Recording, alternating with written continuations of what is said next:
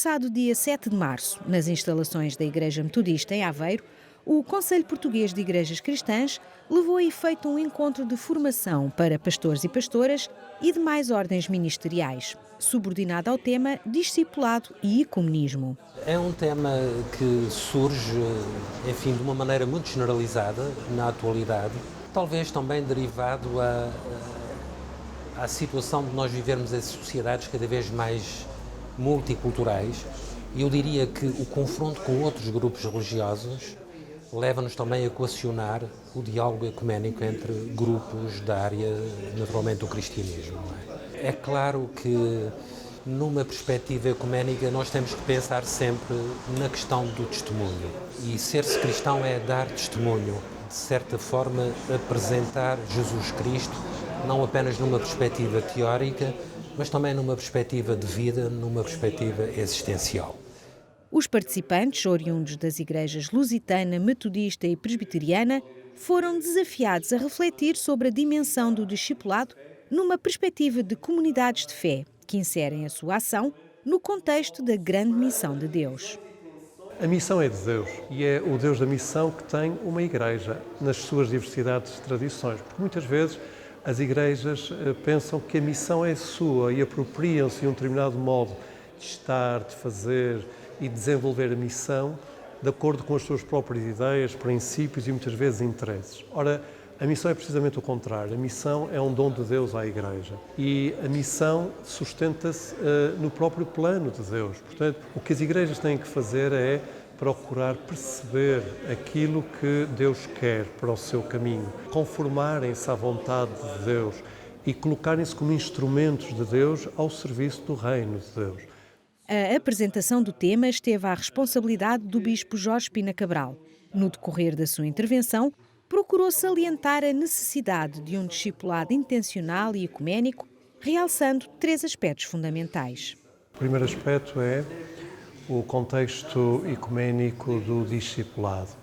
E aí nós percebemos que o discipulado hoje está a ser abraçado pelas diferentes tradições eclesiais e entende-se enquanto discipulado esta chamada de todos os membros da Igreja a uma vivência da fé comprometida e ao mesmo tempo também um testemunho da própria fé. O outro aspecto também fundamental sobre o qual nós procuramos refletir é o modo como o discipulado é vivido no contexto ecuménico. E enquanto igrejas ecuménicas nós percebemos que as igrejas devem se escutar, devem se ouvir no sentido de partilhar os seus dons e os seus recursos para uma mesma missão ao mundo. Ou seja, perante um mundo desunido, as igrejas são chamadas a estarem unidas e a darem o seu testemunho. E, portanto, o discipulado pode ser, por um lado, transformador da própria pessoa e da própria igreja e, naturalmente, também ser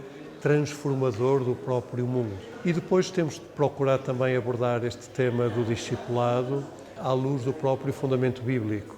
E aí nós percebemos que este mandato para o discipulado é-nos dado pela pessoa de Jesus Cristo ressuscitado. Portanto, a ressurreição é estruturante para a fé cristã, tal como é a dimensão da própria cruz e do próprio sofrimento.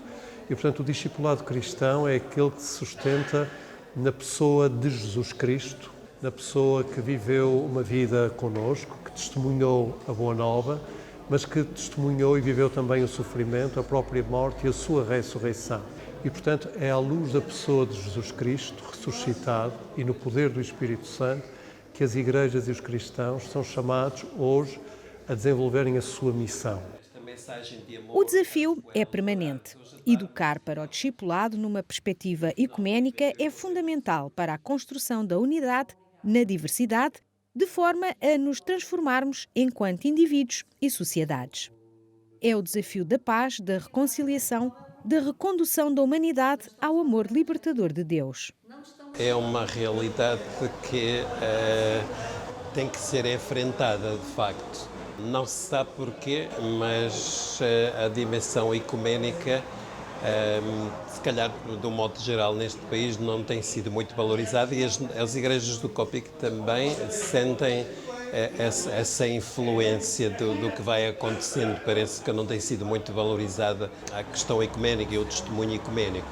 E ao promover-se um encontro destes que fala deste discipulado e ecumenismo, desde falarmos da nossa fé em Cristo como igrejas cristãs, é uma tentativa de ajudar as igrejas a juntarem-se naquilo que é essencial e a afirmarem que é importante estarmos uns com os outros para, desse modo, podermos dar um testemunho que ajude o mundo a crer.